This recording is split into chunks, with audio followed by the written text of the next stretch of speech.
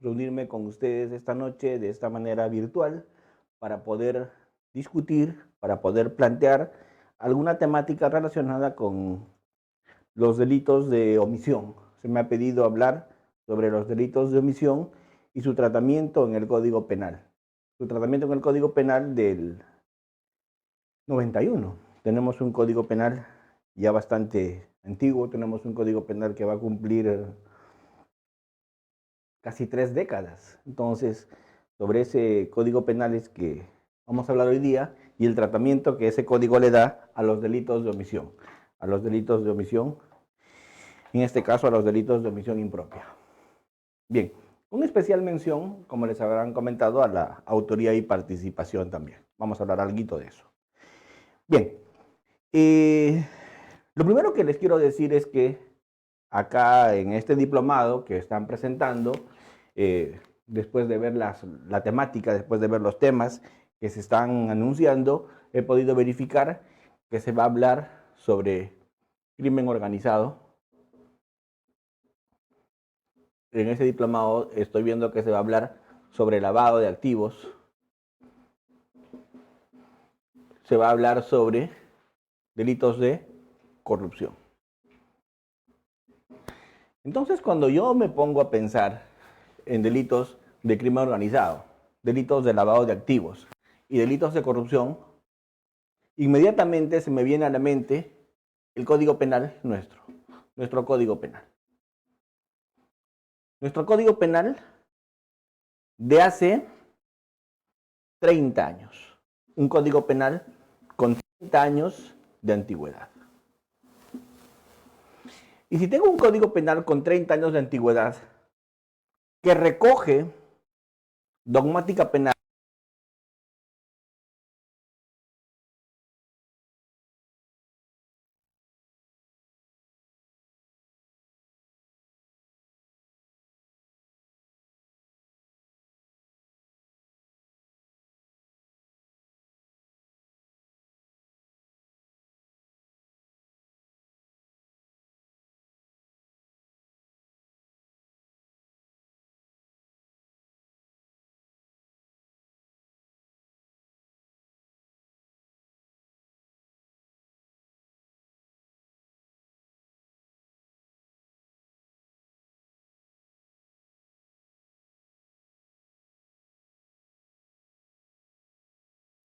pero en el año 91 recién entra en el Código Penal. Por lo tanto, nuestro Código Penal no está pensado en el delito de lavado de activos.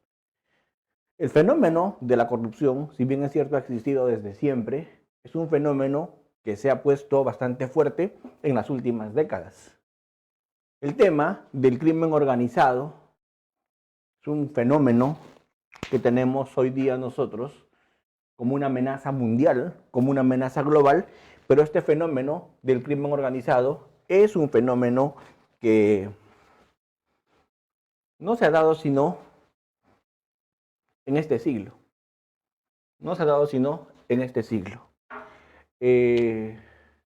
Entonces, si el tema del crimen organizado es un fenómeno que se ha dado recién como fenómeno preocupante en este siglo, si bien es cierto ya profesores de la talla de Silva Sánchez decían, allá en el año 89, Silva Sánchez lo decía cuando escribió su libro La expansión del derecho penal, que el crimen se va a organizar, que el crimen se va a globalizar, que el crimen va a tener finalidad económica y va a ser muy complicado perseguirlo, ¿cierto?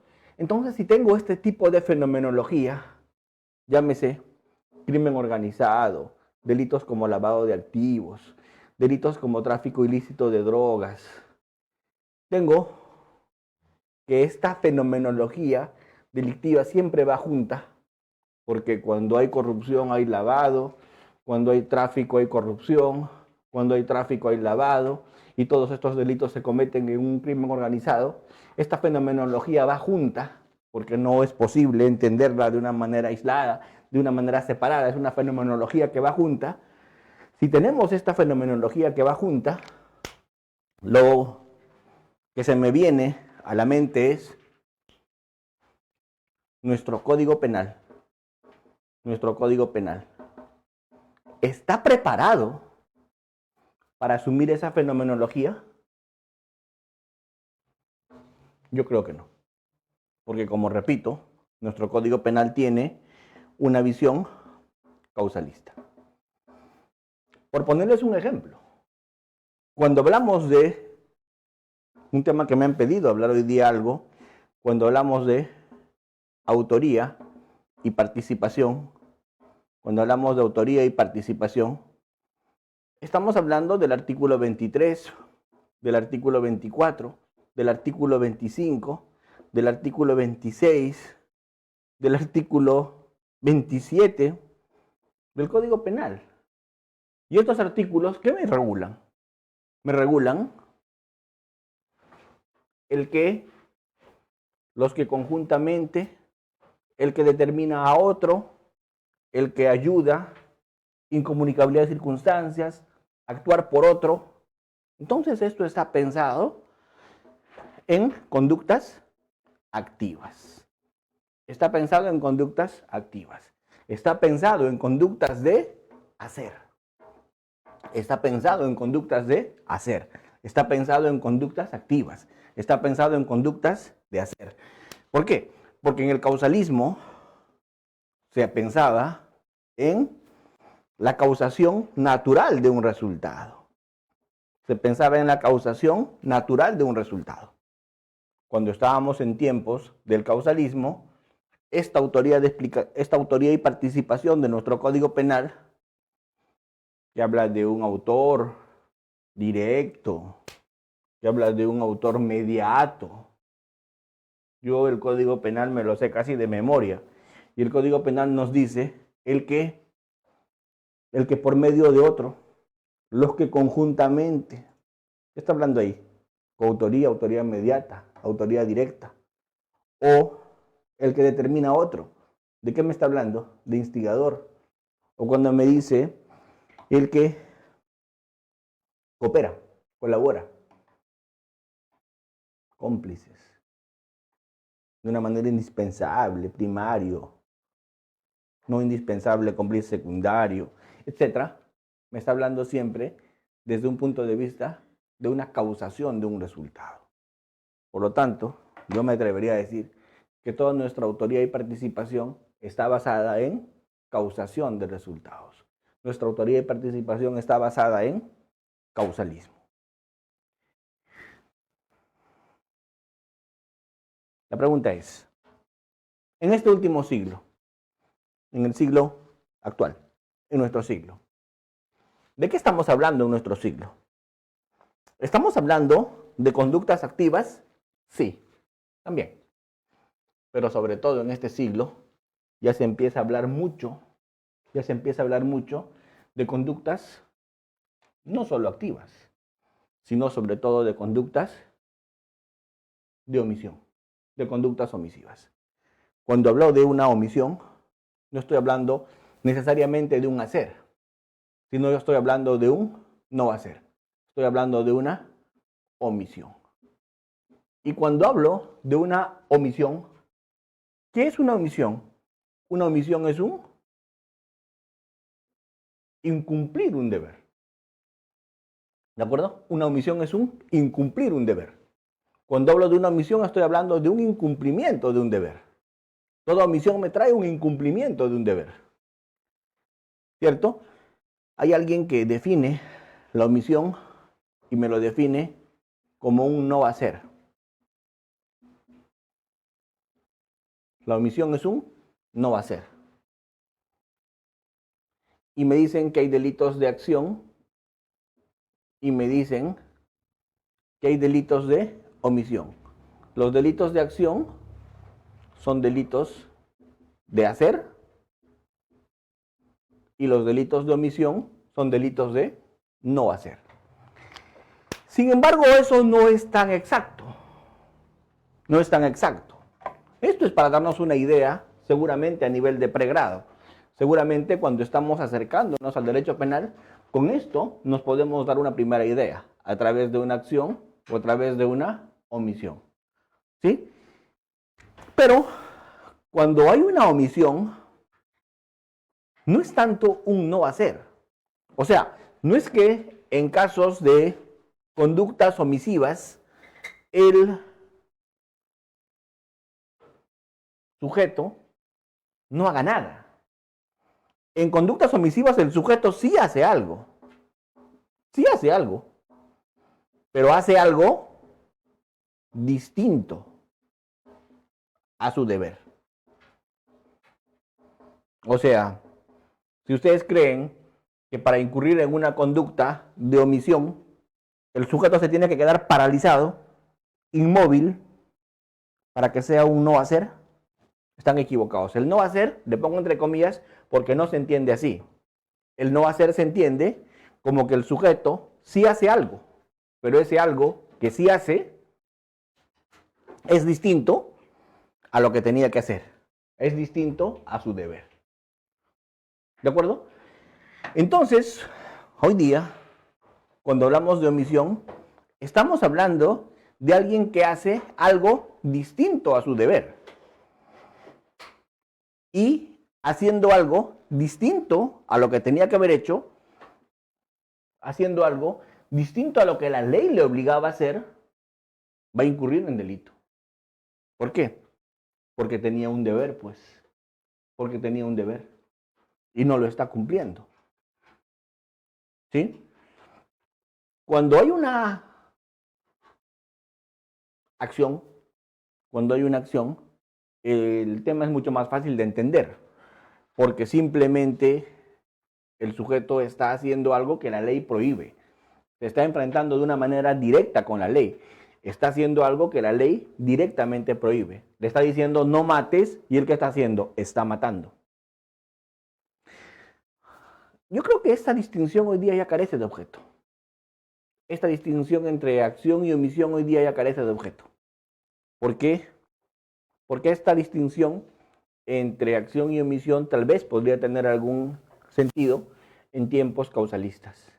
Pero en tiempos actuales, esta distinción yo creo que ya pasa a un segundo plano.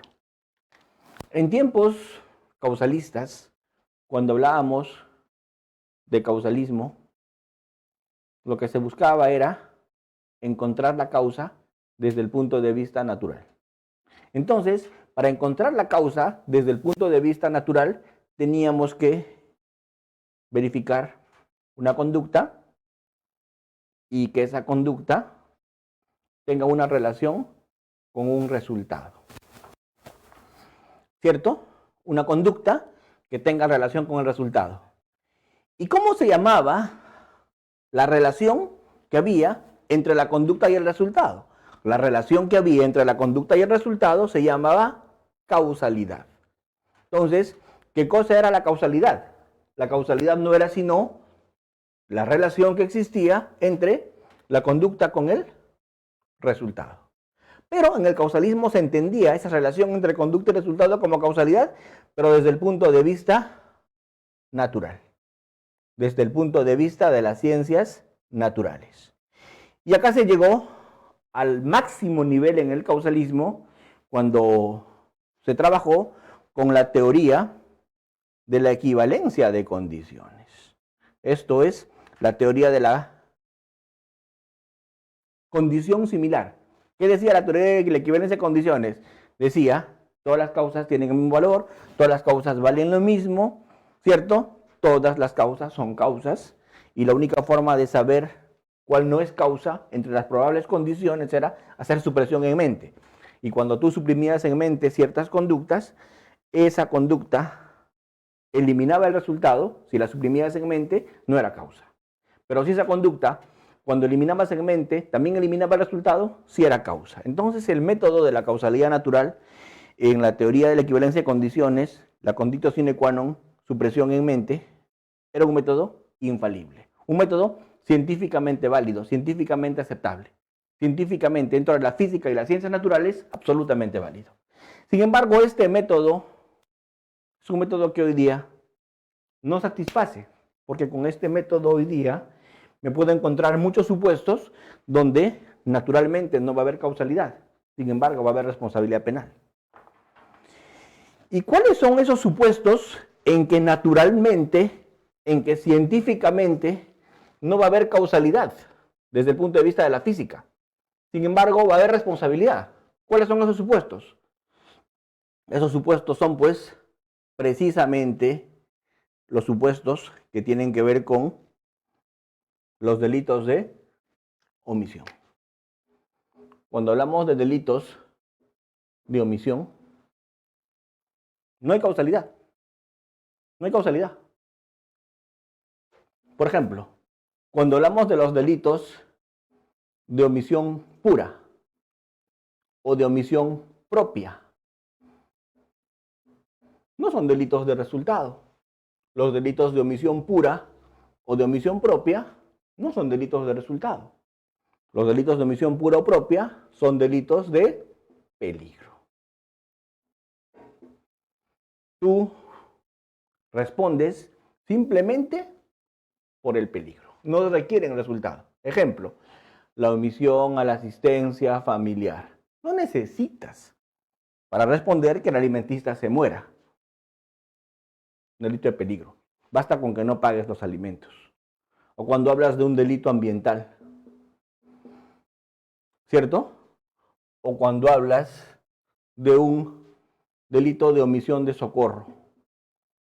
Son delitos de peligro. No necesitas que la persona que has dejado abandonada sin socorrer se afecte gravemente. No son delitos de resultado. Los delitos de omisión pura siempre son delitos de peligro. Entonces, ¿qué causa natural va a haber en delitos de peligro? Ninguna.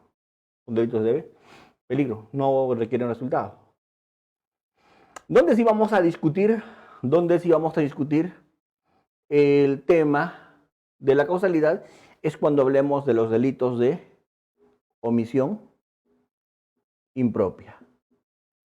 Los delitos de omisión impropia. Estos delitos de omisión impropia también son conocidos como delitos de comisión por omisión. Son delitos de comisión por omisión. Los delitos de omisión impropia o comisión por omisión. Y en esos delitos de omisión impropia o de comisión por omisión, se va a responder por un delito previsto para ser cometido con una acción, pero se va a responder por un delito previsto para ser cometido por una acción a través de una omisión. Por ejemplo, cuando estamos hablando de un parricidio, se puede incurrir en un parricidio, que es un delito previsto para ser cometido con una acción, el que mata a otro, ¿cierto? A través de una conducta omisiva. ¿Cómo es que se puede incurrir en un parricidio por omisión?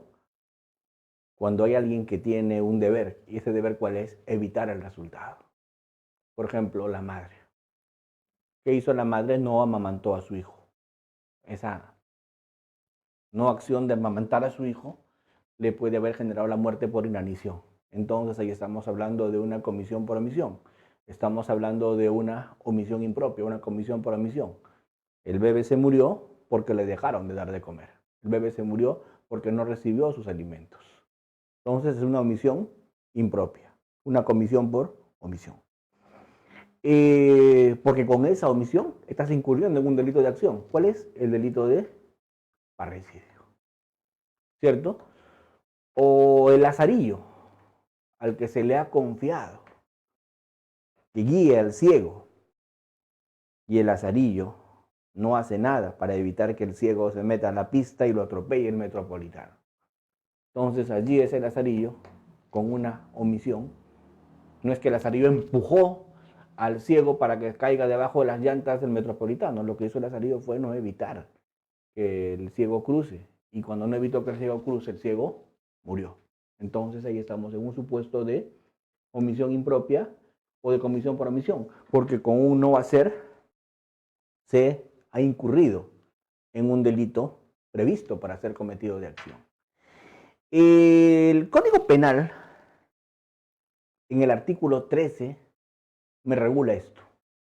El Código Penal en el artículo 13 me regula esto y me dice que esto pasa, que se responde por un delito previsto para ser cometido a través de una acción, ejecutando una omisión o sea, incurriendo en una omisión, cuando se tiene un deber. ¿Y cuál es ese deber? El deber es de garante. ¿Qué es un deber de garante? Es un deber de evitabilidad, un deber de evitar el resultado. ¿Quién tiene un deber de garante? Un deber de garante tiene alguien en quien la sociedad confía, alguien en quien el Estado confía y le ha dado una confianza especial. ¿Para qué? Para que precisamente evite ese tipo de resultados. Le ha dado una confianza especial para que precisamente evite ese resultado no querido.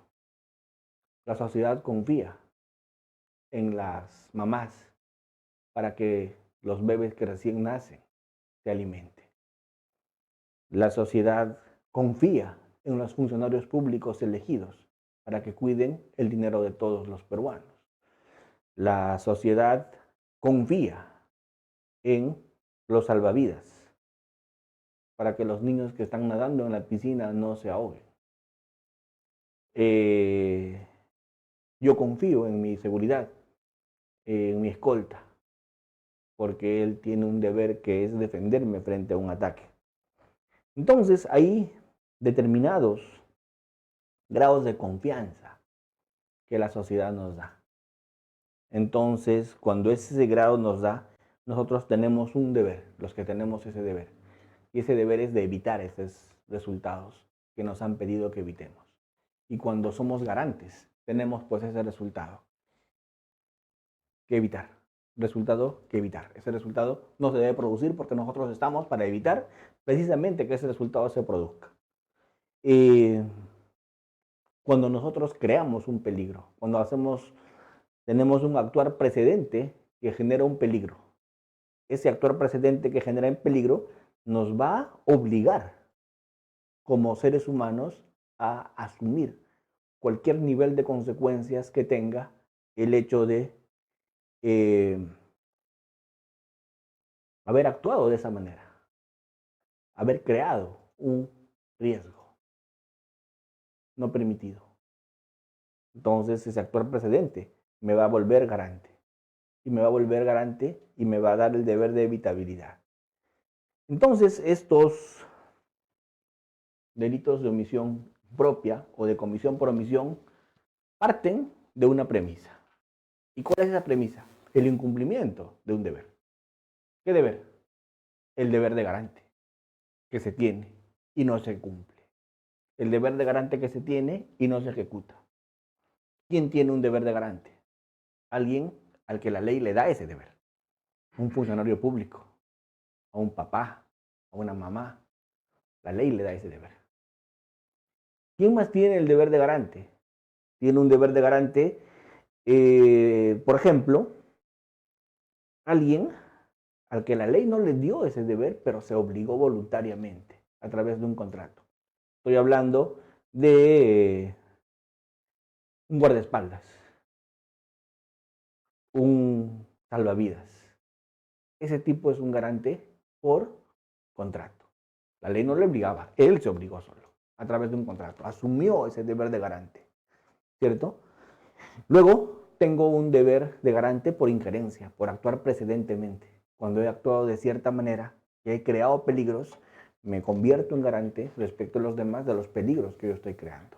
Esto le llamamos injerencia, o sea, actuación precedente, creación de peligros, creación de riesgos y la posibilidad de, la obligación de neutralizarlos, porque me vuelvo garante del riesgo que he creado, ¿cierto?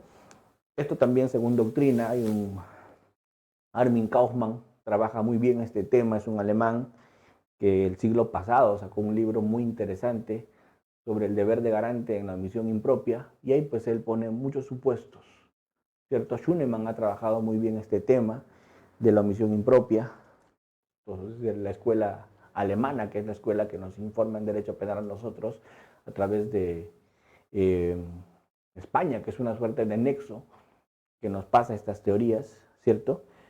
Con algunas distancias, ¿no? Nosotros ya quisiéramos tener una legislación como la que tiene México, por ejemplo, en algunos estados donde su código penal le dice cuáles son los supuestos donde tú eres garante y puedes incurrir en un delito de omisión impropia, una regulación acorde a este tiempo, donde me ponen todos los tipos y todos los niveles de garante.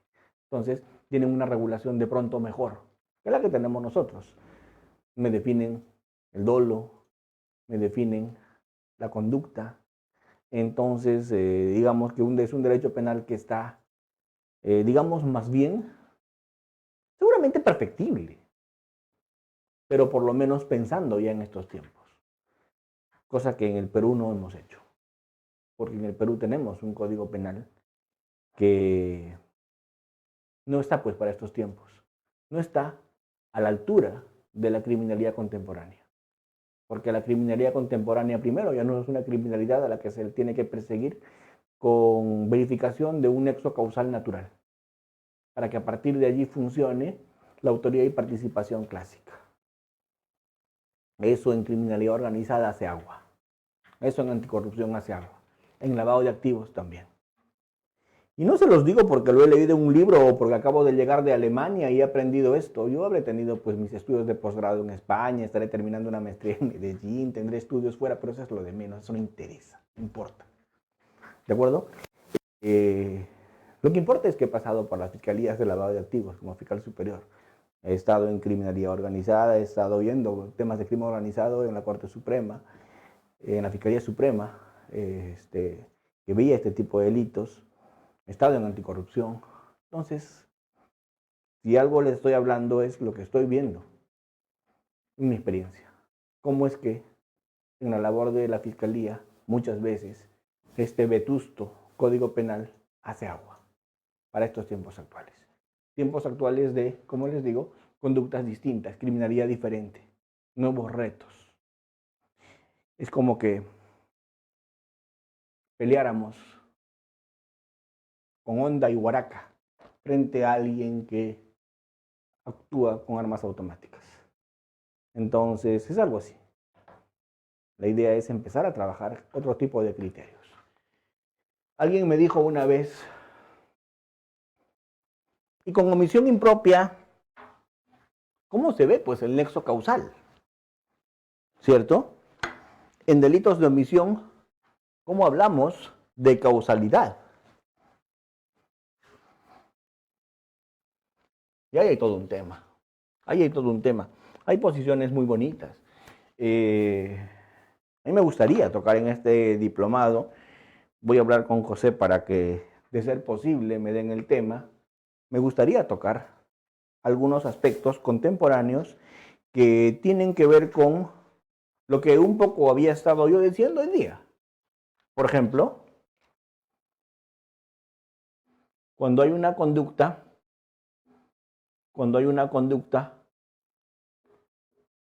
de omisión, cuando hay una conducta de omisión y hay un resultado, y ese resultado es, vamos a poner, muerte de un bañista. Muerte de un bañista. Ese bañista murió. ¿Cuál es la conducta de omisión? La conducta de omisión es que el salvavidas, el que le tenía que salvar su vida, el salvavidas, se fue, salió, fue a comprar un cigarro. Se fue a comprar un cigarro. Y cuando se terminó de fumar el cigarro, porque estaba prohibido fumar dentro de la piscina, él apagó el pucho, puso el pucho en el tacho de basura y regresó a su puesto de trabajo en la piscina, encontró el cadáver de este bañista flotando en la piscina. ¿Qué había pasado? En la ausencia del salvavidas, el bañista había tropezado en la piscina, se había golpeado la cabeza y, como no estaba el salvavidas para que lo saque, se ahogó. Entonces yo pregunto, ¿por qué tropezó? Tropezó porque había ingerido alcohol. Tropezó, alguien dirá, se autopuso en peligro. No voy a entrar en esa discusión. No voy a entrar en esa discusión. No debió consumir alcohol. Ya, no voy a entrar en esa discusión. Ya, vamos a olvidarnos de esto, para que no salgan los filósofos hoy día a hacerme preguntas que me van a desviar el tema de lo que quiero tocar. Ya, a este señor lo empujaron. ¿Qué ocurrió? Lo empujaron. ¿Quién lo empujó? Un amigo que le jugó una broma. Lo empujó y salió corriendo. Y como él se cayó a la piscina y se golpeó la cabeza y ni el amigo se dio cuenta que lo empujó, que se estaba ahogando, el amigo se fue y para que no le pegue desapareció, pero se golpeó la cabeza y se ahogó. La pregunta es, hay una conducta de acción. Hay una conducta de acción. ¿De quién es la conducta de acción? Del que lo empujó. El que lo tiró a la piscina y lo empujó, incurrió en una conducta de acción. Ese incurrió en una conducta de acción porque lo tiró a la piscina y lo empujó. Pero el salvavidas incurrió en una conducta de omisión. ¿Por qué? Porque no estuvo en su puesto de trabajo, porque incumplió su deber, porque incumplió el deber al que él se había comprometido, incumplió el deber que tenía el salvavidas. ¿Qué deber incumplió? Él tenía un deber de garante. Y ese deber de garante que tenía el salvavidas incumplió, porque se fue, porque salió, porque no estuvo, porque se estaba fumando un pucho mientras eso estaba pasando. La pregunta es, ¿cómo regulas en este caso que estoy contando el tema de la causalidad? ¿Cómo es que regulas el tema de la causalidad en el caso que estoy contando? Obviamente, si vamos a hablar de causalidad natural, quien va a responder por la causalidad natural es el que lo empujó, el que le jugó una broma. Si no lo empujaba, no caía. Si la piscina no estaba resbalosa, no se volvía a tropezar y no se golpeaba la cabeza en el tubo. Si el tubo no lo hubieran puesto allí, no se golpeaba la cabeza. ¿Ven? Esto, el empujón. Esto, el tema del agua jabonosa con el que resbaló además de que lo empujaron. ¿Es causalidad natural? Sin lugar a dudas. Porque si tú suprimes en mente y aplicas la técnica de la teoría de la equivalencia de condiciones, aplicas la técnica de la conditio sine qua non con el método supresión en mente y tú suprimes en mente la conducta del que lo empujó, el tipo seguiría vivo. Si suprimes en mente el agua jabonosa donde se volvió a resbalar y se cayó más fuerte y se golpeó de cabeza, seguiría vivo. Porque si simplemente lo habrían botado a la piscina no le habría pasado nada. Porque el tipo además sabía nadar. ¿Ven? Entonces, el agua jabonosa y el empujón son causa natural del resultado. Pero no. Pero el garante que no estuvo, no está en el proceso causal. No seamos ingenuos. Claro, hay alguien, algún autor por ahí, viene Silva Sánchez y nos dice proceso causal salvador. Eso es jarabe, pues eso es jarabe de lengua. Eso es alejado de la realidad. Proceso causal salvador, qué bonito, suena bien sexy, ¿no? Proceso causal salvador. ¿Sí? O causa hipotética. O causalidad negativa. Una maravilla, ¿ves? Los libros de derecho penal es espectacular. Algún día voy a tener tiempo para dedicarme a escribir ese tipo de cosas.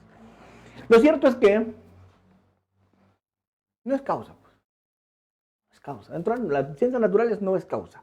Como causa natural no es causa. ¿Por qué? Porque esa su inacción no impactó en el resultado. ¿Lo hubiera podido evitar? Sí. Pero en lo que ocurrió, no intervino. Pero lo hubiera podido evitar. Era una posibilidad de que no pase. Lo hubiera podido evitar. Pero una cosa es que lo hubiera podido evitar y una cosa muy distinta es que lo haya causado. Una cosa es que lo haya podido evitar y otra cosa muy distinta es que lo haya causado. Sobre esto creo que no debemos incurrir en errores y sobre esto creo que no debemos confundirnos. Porque no es lo mismo, no lo evitó, a que lo causó. No evitar es una cosa y causar es otra.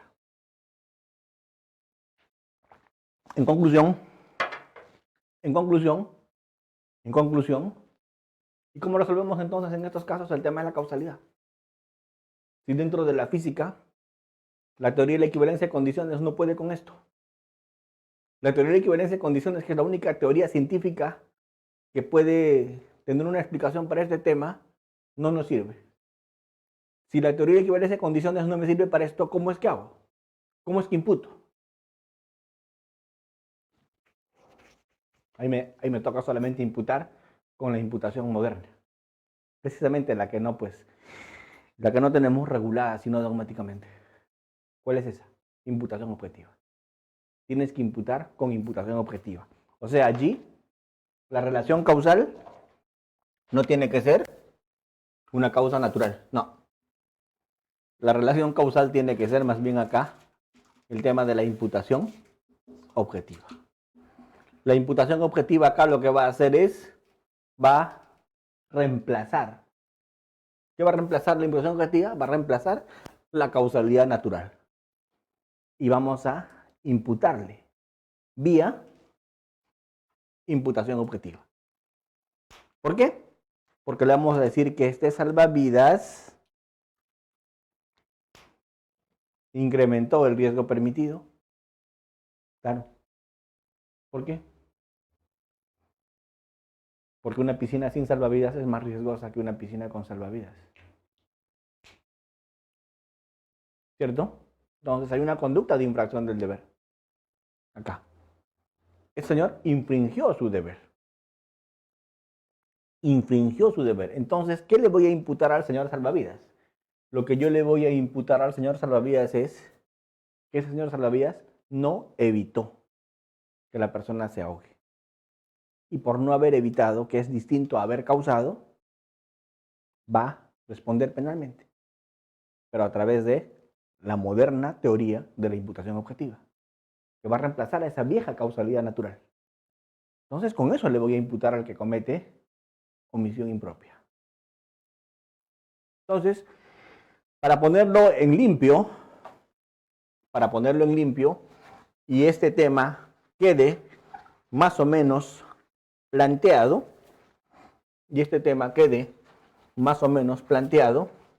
¿sí?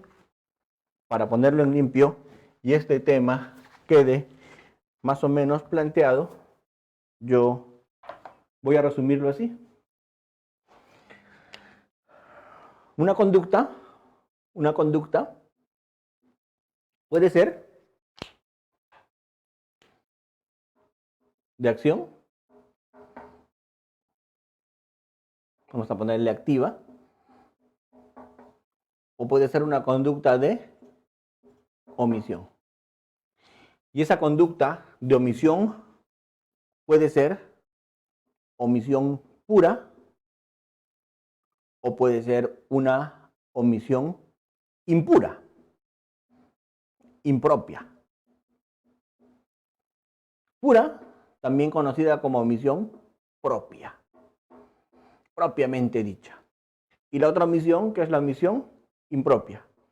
¿Qué es la omisión impropia? Bueno, algunos exquisitos la distinguen de la comisión por omisión, pero bueno, yo me alineo a la doctrina que dice que es lo mismo.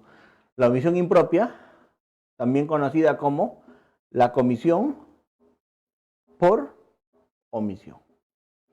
La omisión impropia, también conocida como la comisión por omisión. ¿Y qué es el tema de la omisión impropia o comisión por omisión? Es, vamos a decir, de una manera bastante sencilla, es la omisión por la que se comete un delito tipificado por ley como de conducta activa, matar, lesionar, contaminar, como de conducta activa a través de una omisión. O sea, el código está tipificado como de conducta activa y se comete mediante una omisión. La conducta de acción es una conducta muy sencilla que ni siquiera merece explicación. Casi todos los tipos penales en nuestro Código Penal están tipificados como de conducta activa. El que lesiona, el que mata, el que se apodera, el que daña. Es conducta activa. Acá no hay problema. De conducta activa no hay problema, porque casi todo el código está regulado como de conducta activa. Sin embargo, existen muchas conductas también de omisión pura o propia. ¿Qué quiere decir una omisión pura o propia? El código regula la conducta en su texto como de conducta omisiva. Por ejemplo, omisión a la asistencia familiar, omisión de socorro, omisión de entrega de información, omisión de pago de impuestos, etc. Lo que son conductas omisivas. Acá en este tipo de conductas omisivas, omisión propia, el código regula la conducta en su texto como conducta omisiva. El código regula la conducta en su texto como conducta omisiva. Estamos hablando de el código que regula la conducta en su texto como conducta omisiva. No tenemos mayores problemas en entenderlo, porque la misma regulación legislativa nos describe una conducta omisiva. La palabra omite está en el texto. La palabra omite está en el texto. ¿De acuerdo? Y son omisiones que no necesariamente son omisiones de salvataje. La única omisión de salvataje será pues el tema de la omisión de socorro. El resto no son omisiones de salvataje, el resto son omisiones que tienen que ver más bien con aporte a ciertas cosas. Cuando omito entregar información a la UIF, es un aporte de entrega de información, no tiene nada que ver con un salvataje. Cuando no pago impuestos, cuando contamino el medio ambiente, ¿cierto? Son otro tipo de omisiones. No solamente estamos hablando de omisiones de salvataje, en estas omisiones puras. Pero no tienen ningún problema porque la conducta está regulada como de conducta omisiva. ¿Cuál es el problema? El problema es acá. El problema es acá. Donde se complica la figura y donde se complica todo y donde sí requiere mucha explicación es acá. Acá es el problema. ¿Cuándo? Cuando estamos hablando de omisión impropia o comisión por omisión. Porque cuando estamos hablando de omisión impropia o comisión por omisión, estamos hablando de que se comete un delito tipificado para ser realizado por una conducta activa a través de una omisión.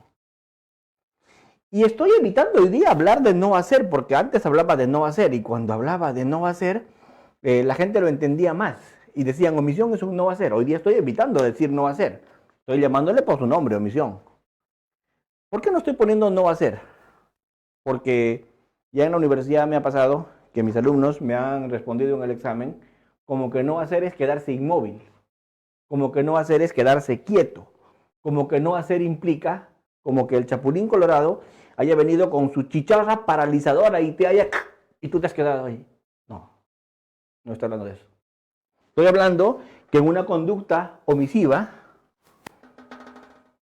no es que te quedas inmóvil como que el chapulín colorado te haya puesto su chicharra paralizadora. No. Estamos hablando de una conducta omisiva cuando haces todo menos lo que debías haber hecho. Haces todo menos lo que debías haber hecho.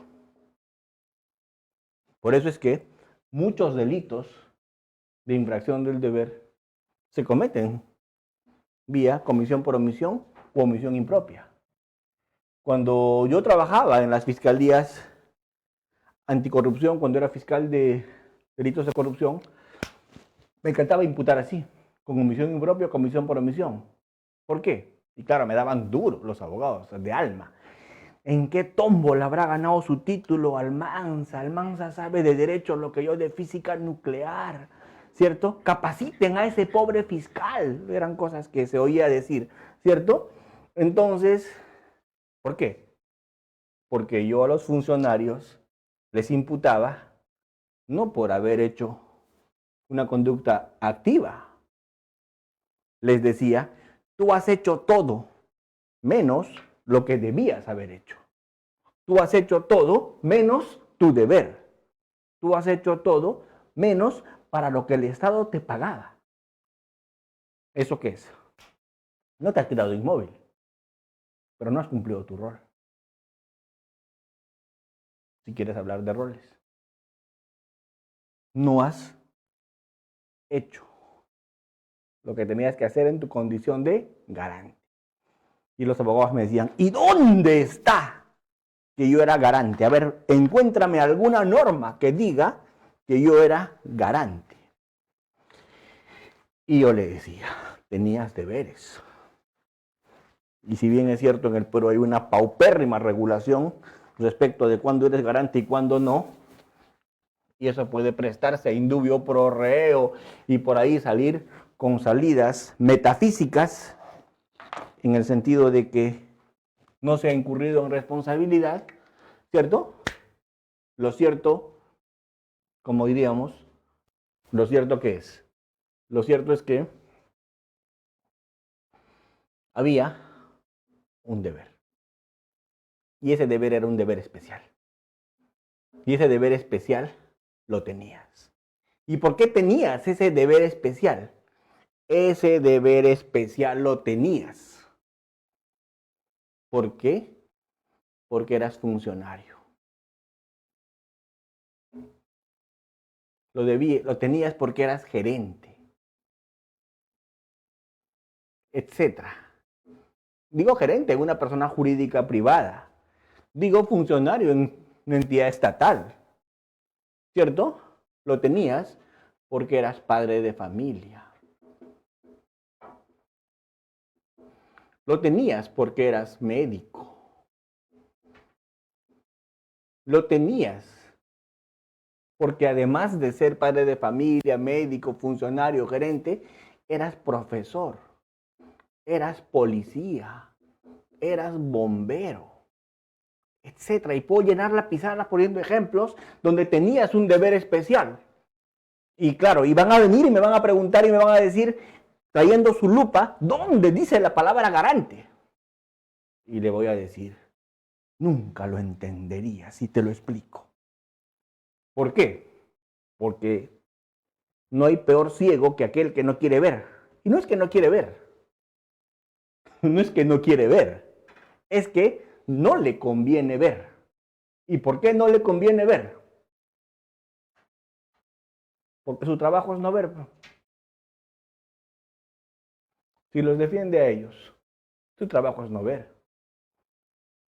Pero el trabajo de quién debe ser ver, debe ser el trabajo del fiscal ver. El fiscal tendría que ver. Entonces, ¿qué se requiere para que haya una omisión impropia?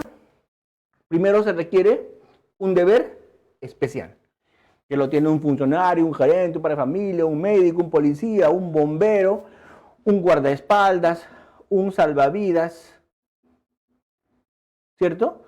¿Quién más? Alguien que ha actuado con injerencia, alguien que está en una comunidad de peligro, ¿cierto?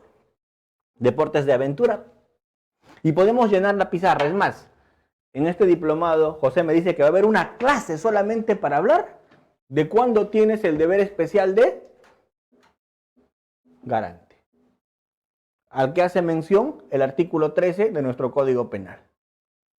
Para discutir en ese día, con teorías de Armin Kaufman, de Schunemann, de Roxin, la discusión con Jacob sobre quién es garante y quién no lo es, esa discusión jurídica impresionante entre estas fieras del derecho penal, una clase para deber. ¿Cuándo hay deber especial de garante? Espectacular. Ese día yo también voy a venir de alumno, no me lo voy a perder. El mismo José va a dictar esa clase, me ha dicho. ¿De acuerdo? Entonces, acá, primer requisito para que haya una omisión impropia. Primer requisito para que haya una omisión impropia, que haya un deber especial de garante. Segundo, ese deber de garante no se cumplió. Ese deber de garante no se cumplió, habiendo posibilidad de cumplirlo. No se cumplió y era posible que se cumpla. No se cumplió. Ese deber de garante no se cumplió.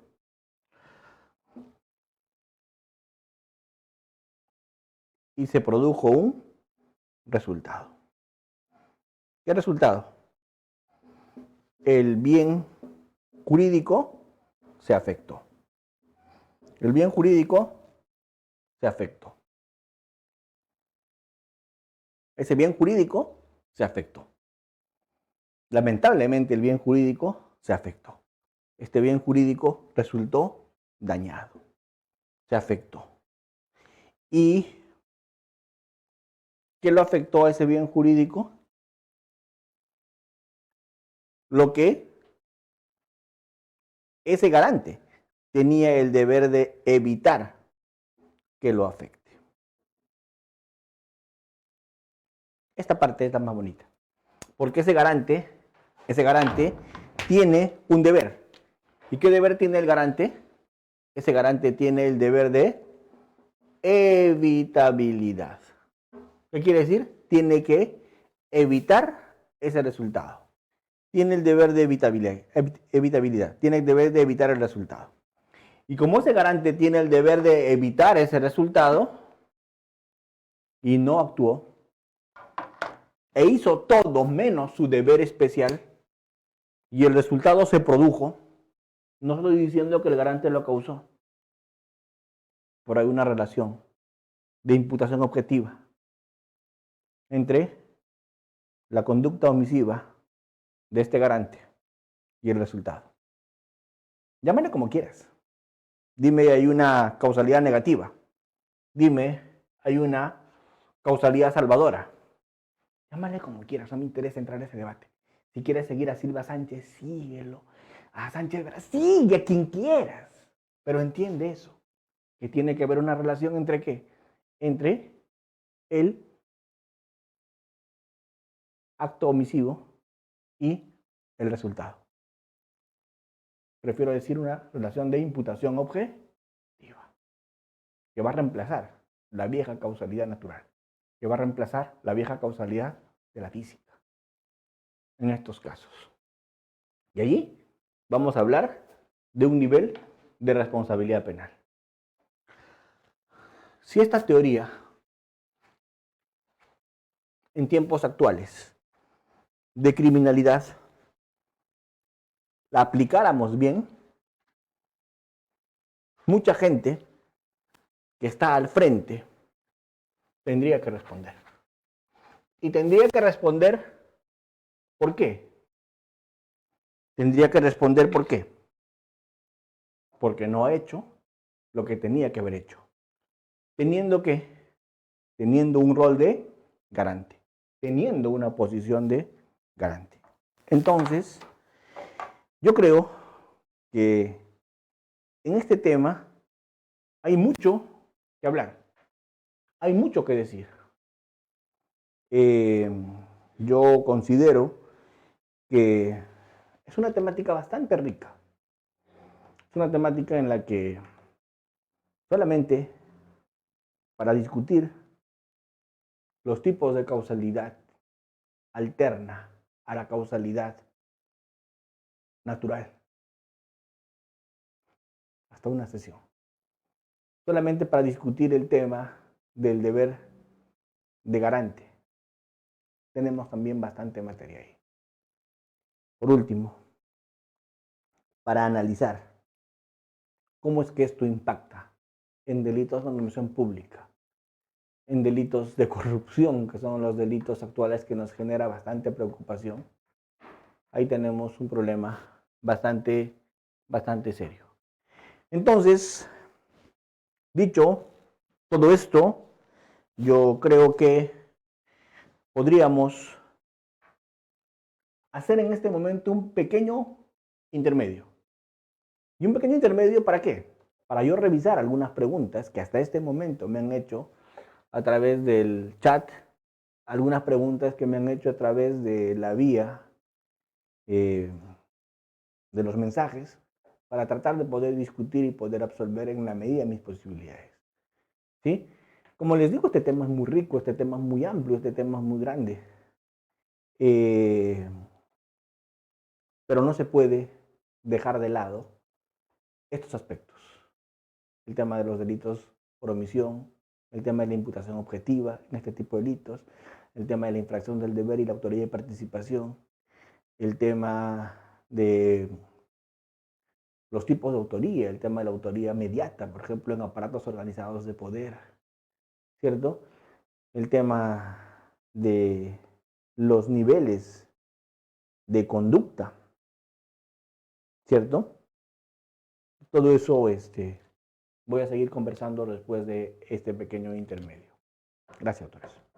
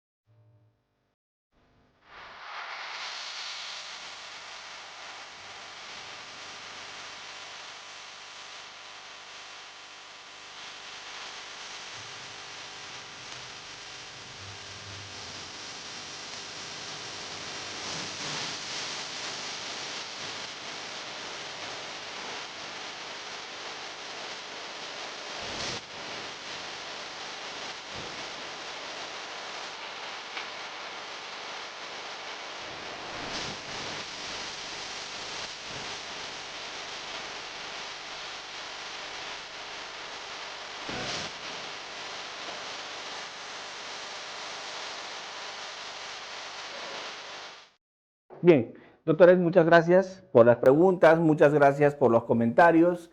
De hecho, que este tipo de evento era solamente una presentación, era para plantear alguna problemática, para plantear algunos temas, pero no para agotar el tratamiento de todas estas figuras, ¿no? Sin embargo, yo no quiero dejar de responder algunas preguntas que me han hecho.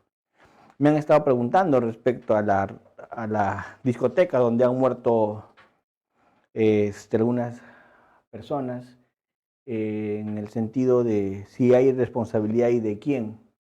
Este tema de la discoteca es un tema bien sensible, es un tema que está en giro. No lo voy a responder exactamente con esa discoteca, pero tal vez puedo hacer un comentario de lo que pasó en la discoteca Utopía. No estoy diciendo que sea un caso similar, pero las instituciones que voy a tocar de repente cuando recuerde el tema Utopía, puede que sean parecidas o de alguna aplicación a las instituciones que se van a utilizar en el tema de Restobar en los Olivos. ¿Sí? Muy bien. Luego me preguntan también por el tema de la conducta, que también voy a yo hablar un poco acá. Sí, pues, yo entré de frente a hablar de omisión y no hablé de conducta. Vamos. Sobre el tema de la conducta, ¿qué les puedo decir? A ver, lo primero que les tengo que decir sobre el tema de la conducta es que el derecho penal protege, ¿sí?, bienes jurídicos. El derecho penal está para proteger bienes jurídicos. Sin ninguna duda, el derecho penal está para proteger bienes jurídicos. Creo que en esto, de que el derecho penal está para proteger bienes jurídicos, el mismo Gunther Jacobs está de acuerdo. ¿Cierto? Roxin dice siempre que el derecho penal está para proteger bienes jurídicos. Jacobs le hace alguna matización. Jacobs dice, el derecho penal está para proteger bienes jurídicos, pero no de todo. Sino, Jacobs dice, el derecho penal está para proteger bienes jurídicos de ciertas afectaciones. De ciertas afectaciones. O sea, no es que el derecho penal va a proteger bienes jurídicos de todo. No, pues no es así. El derecho penal está para proteger bienes jurídicos de ciertas afectaciones. ¿Y cuáles son esas ciertas afectaciones? Conductas. Pero conductas humanas.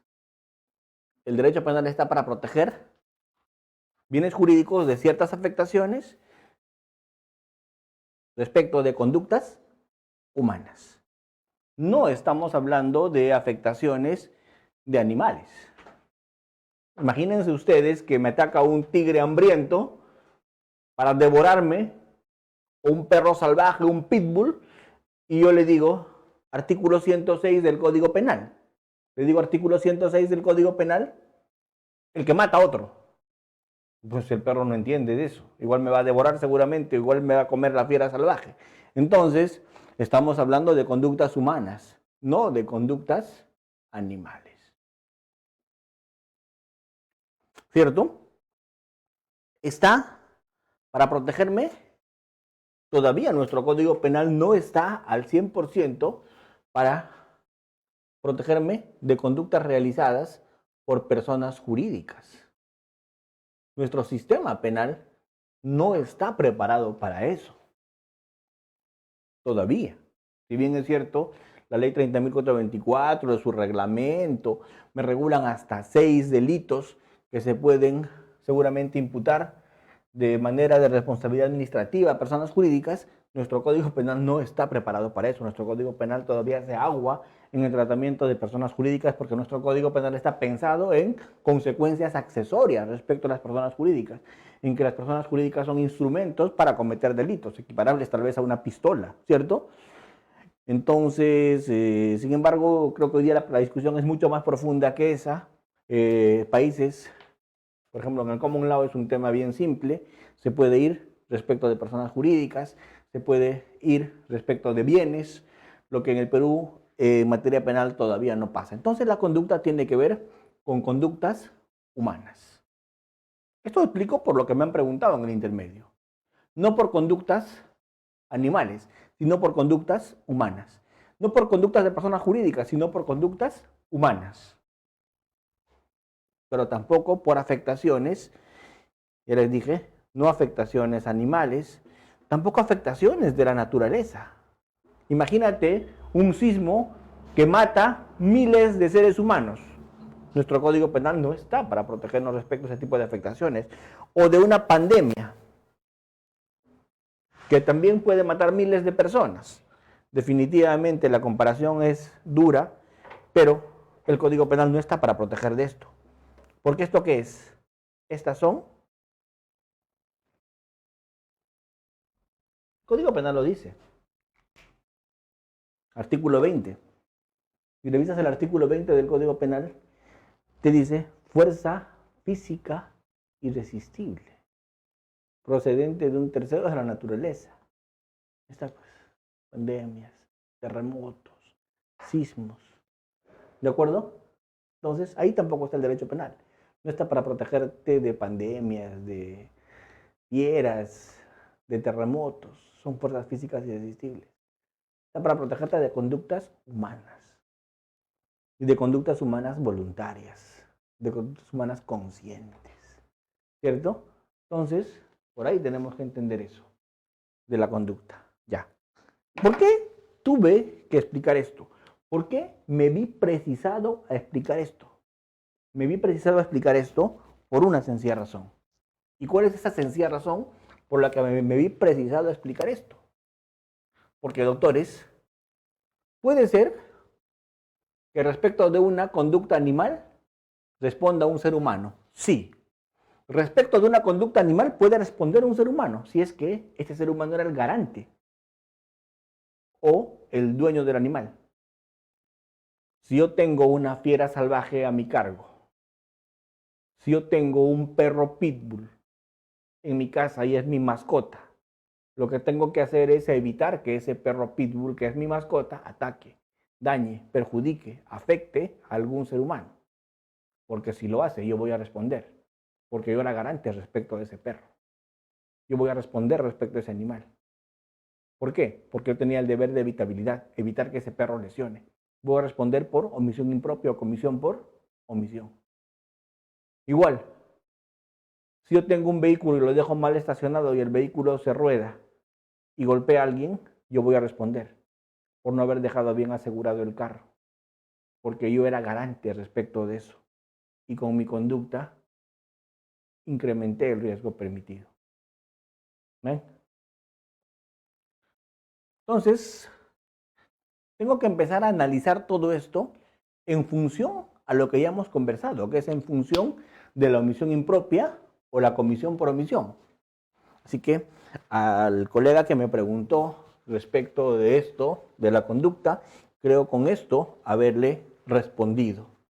Ese librito que hace más o menos 20 años publicó y lo trajo a Lima, 50, 60 páginas, creo que tenía el librito Jacobs, habla un poco respecto de este tema del que acabo de expresar. Muy bien. Respecto a la otra pregunta que me habían hecho de la discoteca. No voy a hablar de esa discoteca, pero voy a hablar de la discoteca Utopía. ¿Qué ocurrió con el tema de la discoteca Utopía?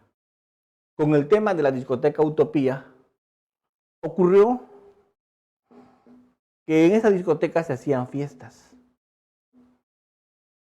Se hacían fiestas en un local cerrado. Esto era una fuente de peligro. Los encargados de esa discoteca, que era un local cerrado, que era una fuente de peligro, estaban creando un riesgo. ¿Y qué hicieron? Omitieron un sistema contra incendios. Como no tenían un sistema contra incendios, y se produjo un incendio, cuando se produjo un incendio, el incendio quemó la discoteca Utopía, murieron, no recuerdo si fueron 29 personas, tal vez más, murieron 29 personas asfixiadas en la discoteca Utopía. La pregunta es, ¿fue una conducta activa la que hicieron los responsables de la discoteca Utopía? ¿Fue una conducta activa? No. Fue una omisión. ¿Fue una omisión de qué? Los miembros de la discoteca Utopía realizaron una omisión de qué? Una omisión de sus deberes de garantes que tenían por ley. Porque ellos eran garantes de esa discoteca, que era una fuente de peligro al ser un local cerrado que ellos habían creado. Entonces se volvían garantes. Y al no tener un sistema contra incendios, y al haber omitido eso que era su obligación legal, ellos respondieron por ese resultado muerte. Pregunto, ¿alguien podrá decir que los que han sido condenados y de los que se reservó su proceso en la discoteca Utopía causaron el resultado con su accionar? Yo creo que no. Yo creo que no causaron el resultado con su accionar, pero sí lo pudieron evitar. Sí podían haber hecho algo para evitarlo. Si hubieran hecho lo que su obligación les imponía hacer, que era tener un sistema contra incendios, tal vez esa tragedia no habría pasado. Hubieran podido evitar. ¿Ya? Si quieres, llámale una causalidad salvadora. Si quieres, llámale una causalidad negativa. Lo cierto es que estos no lo hicieron. Y eso era su deber. Y como se produjo un resultado, ellos incumplieron su deber, ellos merecen responder. Tienen y deben responder por ese tema. Esa es la idea. Esa es la idea. De eso se trata cuando hablamos de omisión impropia. Y cuando hablamos, y termino, cuando hablamos de omisión impropia,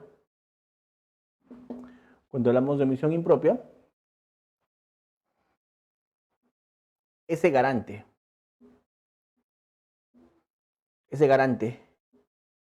que omitió, que incumplió sus deberes, ese garante que omitió, ese garante que incumplió sus deberes, va a responder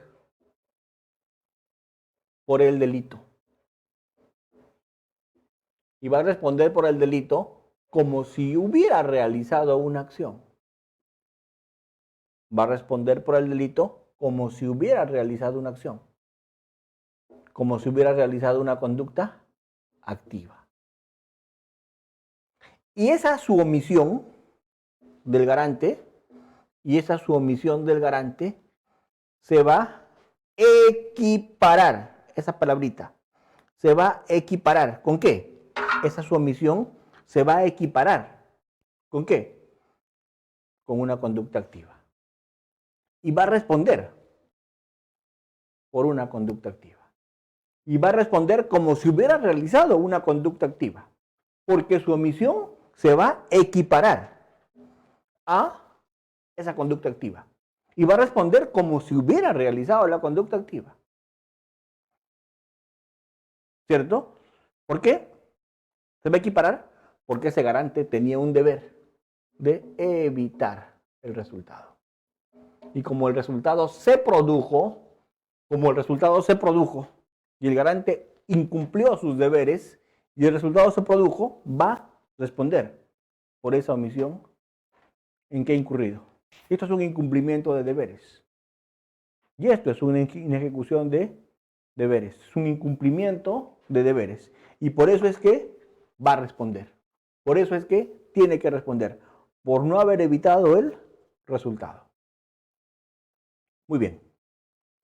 El artículo 13 del Código Penal habla de supuestos en los cuales se puede atenuar la pena del que actúa en comisión por omisión. Ahí vamos a discutir sobre si corresponde o no atenuar y en qué casos se corresponde atenuar y en qué casos no. Porque si es una equiparación al 100%, no debería atenuarse la pena. Porque si vamos a atenuar la pena del omiso, ya estaríamos poniendo en tela de juicio esta figura. Vamos a analizar esto. Y dos, se puede responder por omisión impropia, por dolo y también por culpa. Muy bien. Hoy día solo he querido presentar estas figuras, solo he querido dejarlas planteadas, solo he querido pronunciarme respecto a ellas por una razón. Y la razón es a nivel de lo que me han pedido hoy día hacer, que es más o menos graficar una problemática. Graficar una problemática que existe en el día a día. ¿En qué sentido? La problemática que existe día a día es, en estos tiempos, en que tenemos un contexto donde estamos combatiendo crimen organizado.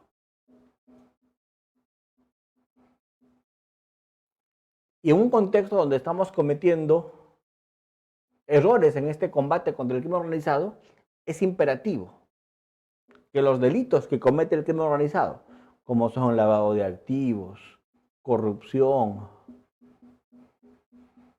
TID, trata, ¿cierto?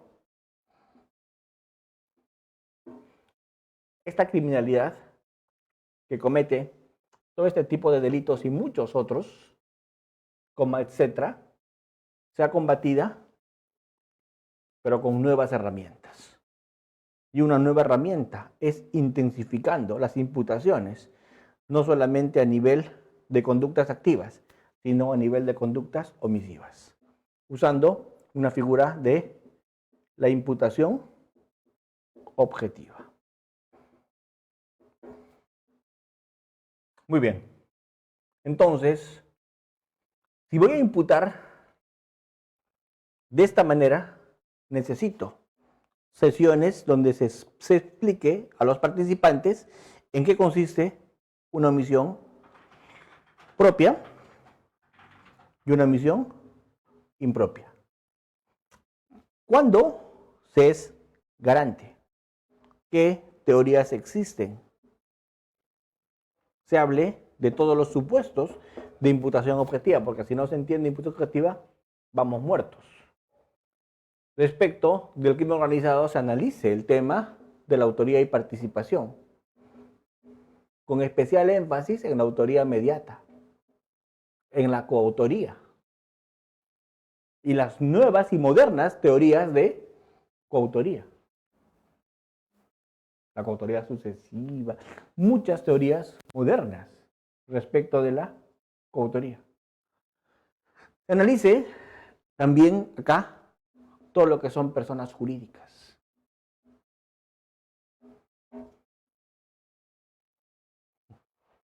Se verifique en esta temática formas modernas de combate contra los bienes.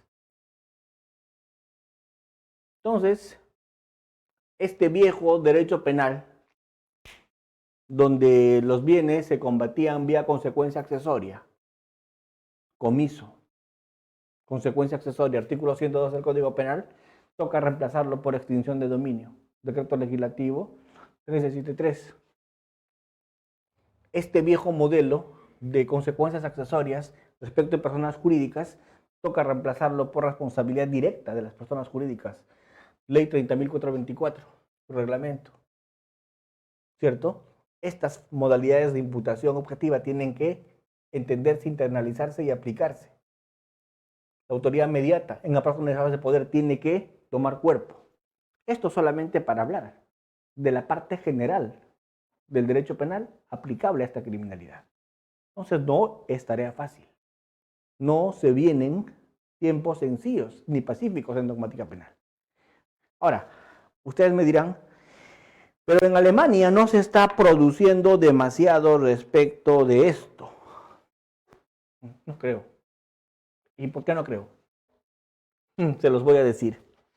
No creo que en Alemania sea una prioridad en este momento analizar todo ese tipo de figuras. ¿Y saben por qué?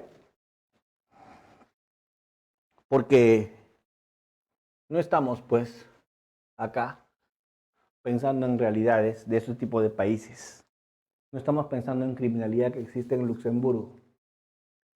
El día que por esos países tengan la criminalidad que tenemos nosotros acá, tal vez se preocuparían más en buscar salidas y alternativas viables.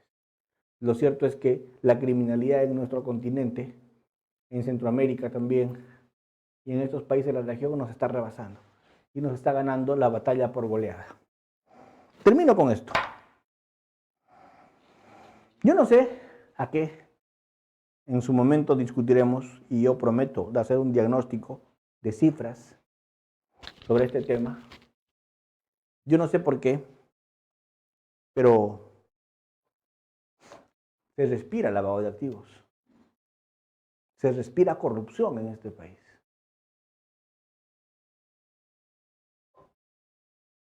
Hay demasiada inseguridad, hay un crimen organizado, hay un narcotráfico a gran escala.